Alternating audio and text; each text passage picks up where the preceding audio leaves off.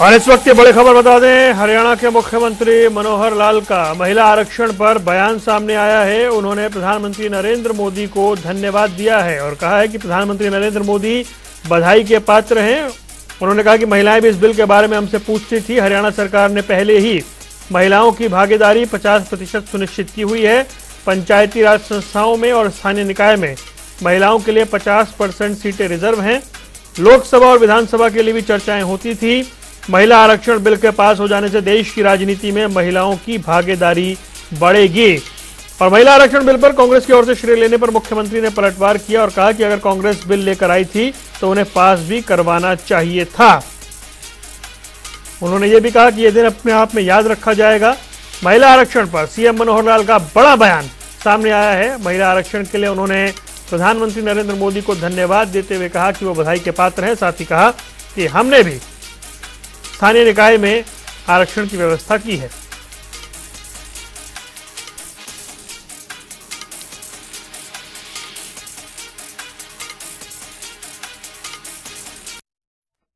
इस बात के लिए देश के प्रधानमंत्री जी को बधाई देता हूं। मैं उनकी सराहना करता हूं कि बहुत समय से इस विषय की चर्चा जनता में थी। खास करके महिलाएं बार बार पूछती थी। हम लोगों ने तो यहाँ स्थानीय स्तर पर स्थानीय निकाय के जो संस्थाएं हैं, पंचायती राज अथवा शहरी स्थानीय निकाय, वहाँ पर 50% का जब से प्रतिनिधित्व किया था महिलाओं का, तब से ये चर्चा बार बार चलती थी कि विधानसभा में, लोकसभा में कब होगा।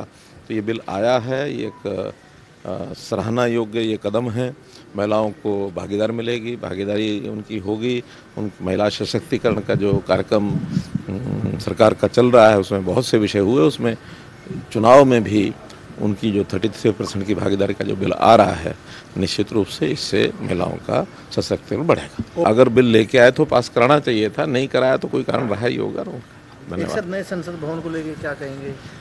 ये भी बहुत ही महत्वपूर्ण आज का दिन है कि आज पहला सत्र संसद का नए भवन के अंदर जो शुरू हुआ है। ये भी एक ऐतिहासिक एक क्षण है, ऐतिहासिक दिन है।